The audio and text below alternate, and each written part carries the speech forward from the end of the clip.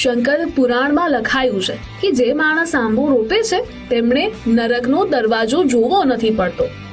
કેરીનો સ્વાદ જેટલો સ્વાદિષ્ટ હોય છે તેનાથી પણ વધારે આંબાની છત્રછાયા એ મનમોહક હોય છે.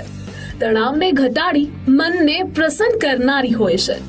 શું તમને ખબર છે કે આંબો શરીરમાં સકારાત્મકતાનો સંચાર પણ કરે છે અને ઉર્જાવાન પણ બનાવે છે?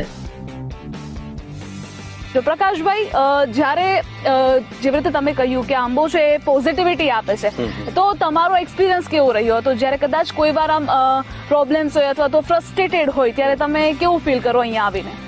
આ મારો પોતાનો અનુભવ છે કે હું જ્યારે બીજા કામો કરતો હતો ત્યારે ગમે ત્યારે પણ સ્ટ્રેસ લેવલ હાઈ થાય તો મારો પોતાનો અનુભવ એવી રીતે કે ગમે ત્યારે અહીંયા જનરલી ફાર્મ પર આવું તો અમારે આંબાવાડી વર્ષોથી છે, તો આંબાવાડીમાં હું ફરું તો મને પોતાને જ એવું લાગતું કે મને મજા આવી ગઈ એમ.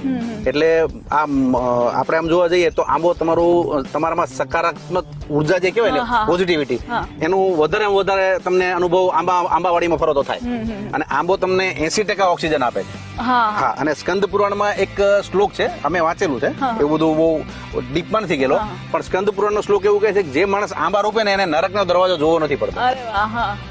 આવું મેં સાંભળેલું છે અને વાંચેલું છે.